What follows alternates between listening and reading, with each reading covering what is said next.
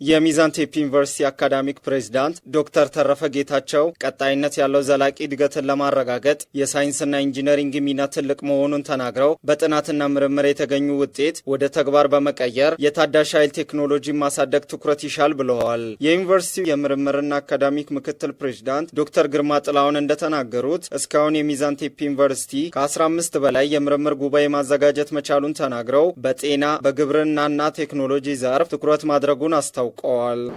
አሁን ላይ መንግስትም ካስቀመጣቸው የሪፎርም አጀንዳዎች በተለይ ግብርናው አካባቢ ላይ ማኒፋክቸሪንግ ላይ አይቲ ላይ እነዚህ አካባቢዎች ላይ የምርምር ሀሳቦች በጣም ፎከስድ ሆነው አጀንዳ ሴት ተደርጎ ፎከስ ሆኖ መስራት አለባቸው። በሀገር አቀፍ የምርምር ጉባኤው የሚገኙ ውጤቶች በቀጣይ የማህበረሰቡን ችግር የሚፈቱና ለመንግስት የፖሊሲ አማራጮች ለማመላከት ወሳኝ መሆናቸውንም ተናግረዋል። ወደ ማህበረሰቡ ማውረድ የምንችላቸው የማህበረሰብን ችግር መፍታት የሚችሉ ውጤቶች ከተገኙ እንደገና ፕሮጀክት ቀርጸን እንሰራባቸዋለን ማለት ነው።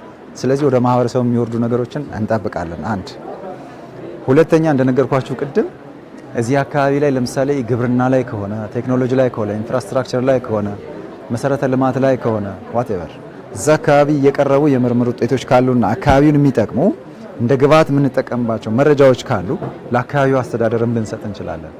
በሀገር ደረጃ የሚጠቅሙ ውጤቶችም ከተገኙ በሀገር አቀፍ ደረጃ ፖሊሲ ለሚያወጡ ሰዎች ግብዓቶችን ሰብሰብ አድርገን እንሰጣለን ማለት ነው። የሚዛን ቴፒ ዩኒቨርሲቲ ቴፒ ግቢ ዋና ስራ አስፈጻሚ ኢንጂነር መንግስቱ ከተማ ዓለማችንን እየፈተኑ ከሚገኙ ጉዳዮች አንዱ ኢነርጂ መሆኑን ገልጸው በዚህም በዲጂታል ትራንስፎርሜሽን በኢነርጂና አካባቢ ጥበቃ ላይ በጉባኤው የምርምር ስራዎች ቀርበዋል ብለዋል። በዚህ ሰዓት ዓለማችንን እየፈተኑ ካሉ ጉዳዮች አንጻር ኢነርጂ አንዱ ነው። የዓለማችን ትልቁ አጀንዳ የሀገራችን ትልቁ አጀንዳ ዲጂታል ትራንስፎርሜሽን ነው። እንደ ሀገር የተያዘው አካባቢ ጥበቃ እኛ አካባቢ በተለይ እዚህ ዞን አካባቢ ጥበቃ ላይ ከዚህ በፊት ካልቸራል ይሄ ትራዲሽናል ምን ይመስላል የሚሉ ዲቴል ጉዳዮች የተነሱበት ነው። ጉባኤው ሀገር በቀል እውቀቶችን ለማሳደግ እድል የፈጠረ መሆኑን ገልጸው የምርምር ጽሁፎችም የአካባቢውን ጸጋ ማለትም የእንስሳት ምርት፣ የጨሙ መጠጥ አሰራርና የደን አጠባበቅ ያካተቱ መሆኑን አንስተዋል። ለምሳሌ እዚህ አካባቢ ቆጮ ላይ የተሰሩ ብዙ ምርምሮች አሉ። ጨሙ ላይ የተሰሩ ምርምሮች አሉ። አካባቢውን ስናይ ቅድም እንዳልኩት በጣም ፎሬስት ያለበት ጫካ ያለበት ነው። ይሄን ጫካ ደግሞ እንዴት አቆዩት የሚል ኢንዲጂነስ ናውሌጅ ሀገር በቀል እውቀቶች አሉ። እነሱ የተዳሰሱበታል።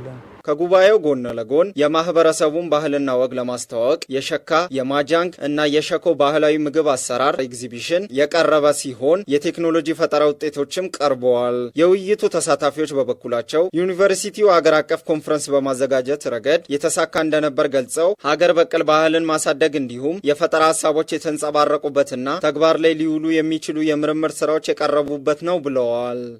ናሽናል ኮንፈረንሶች ዲፍረንት ፕሌስ ይዘጋጃሉ። አንዱ አድቫንቴጁ ኢንዲጂነስ ኖሌጅ ብለን የምንለው ኢንዲጂነስ ካልቸራሊ ፕሮዲውስድ የሚሆኑ ሎካሊ ፕሮሞት ከማድረግ አንጻርና ኢንተርናሽናላይዝ ከማድረግ አንጻር ከዚህ ነው የሚጀምረው። በመጨረሻም ለጉባኤው መሳካት አስተዋጽኦ ላበረከቱ አካላትና ከቀረቡት የምርምር ስራዎች መካከል ለተመረጡት የእውቅና ሰርተፊኬት በመስጠት ተጠናቋል።